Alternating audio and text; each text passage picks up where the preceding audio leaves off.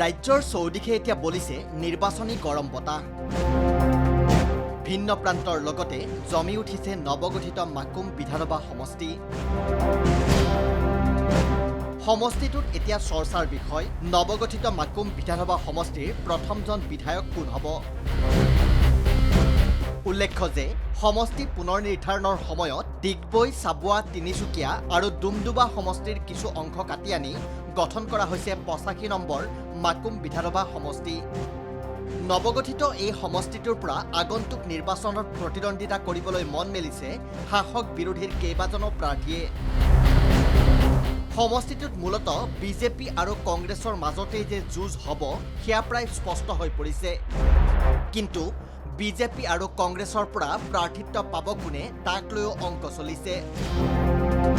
চৰ্চা অনুসৰি সমষ্টিটোৰ প্ৰাৰ্থীৰ নাম ঘোষণা কৰিবলৈ বিজেপি আৰু কংগ্ৰেছে ইটোৱে সিটোৰ বাবে অপেক্ষা কৰিছে, কিয়নো বিপক্ষৰ প্ৰতিদ্বন্দ্বী চাই দুয়োটা দলে এজন চাহ জনগোষ্ঠীয় প্ৰাৰ্থী প্ৰক্ষেপ কৰিবলৈ মন ধৰি ৰাখিছে।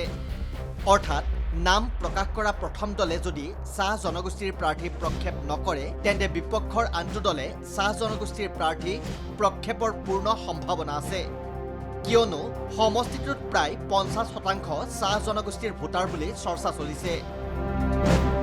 ইয়াকে লৈ জমি উঠিছে সমষ্টিটোৰ ৰাজনৈতিক প্ৰেক্ষাপট। উল্লেখ্য যে বিজেপিৰ হৈ সমষ্টিটোৰ পৰা প্ৰাৰ্থিত্ব বিচাৰিছে ৰাজ্যিক বিজেপিৰ উপসভাপতি পুলক গোহাঁয়ে। একেদৰে ৰাজ্যিক বিজেপিৰ মুখপাত্ৰ তথা যুৱ মৰ্চাৰ প্ৰাক্তন সাধাৰণ সম্পাদক ত্ৰিদীপজ্যোতি মৰাণো সমষ্টিটোৰ অন্যতম দাবীদাৰ। ইয়াৰ উপৰিও কংগ্ৰেছ চৰকাৰৰ প্ৰাক্তন মন্ত্ৰী ৰামেশ্বৰ ধনোৱাৰৰ পুত্ৰ তথা বিগত লোকসভা নিৰ্বাচনত কেন্দ্ৰীয় মন্ত্ৰী সৰ্বানন্দ সোণোৱালৰ বিৰুদ্ধে নিৰ্বাচনত প্ৰতিদ্বন্দ্বিতা আগবঢ়োৱা মনোজ ধনোৱাৰেও সমষ্টিটোৰ পৰা বিচাৰিছে প্ৰাৰ্থিত্ব। ইয়াৰে কোনজন নেতাই টিকট লাভ কৰিব দুই এদিনতে স্পষ্ট হৈ পৰিব। একেদৰে অসম গণ পৰিষদেও সমষ্টিটোৰ দাবী কৰিছে। অগপৰ হৈ সমষ্টিটোৰ পৰা প্ৰতিদ্বন্দ্বিতা আগবঢ়োৱাৰ মন মেলিছে প্ৰবাল চেতিয়াই।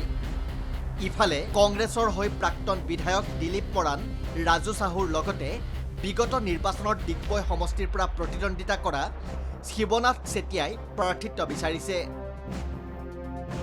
বাবুল কুলদীপেও কংগ্ৰেছৰ হৈ বিচাৰিছে প্ৰাৰ্থিত্ব। চৰ্চা অনুসৰি বিজেপিৰ প্ৰাৰ্থিত্ব প্ৰত্যাশীসকলৰ ভিতৰত সৰ্বাধিক চৰ্চাত আছে যুৱ নেতা ত্ৰিদীপজ্যোতি মৰাণ। যদি বিজেপিয়ে মৰাণক প্ৰাৰ্থিত্ব দিয়ে তেন্তে কংগ্ৰেছে চাহ জনগোষ্ঠীৰ কোনো এজন নেতাক প্ৰাৰ্থিত্ব প্ৰদানৰ সম্ভাৱনা আছে।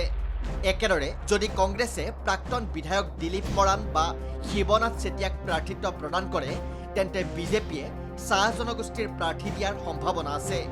আৰু এইদৰে এতিয়া জমি উঠিছে সমষ্টিটো। দৈনিক অসমৰ প্ৰতিবেদন।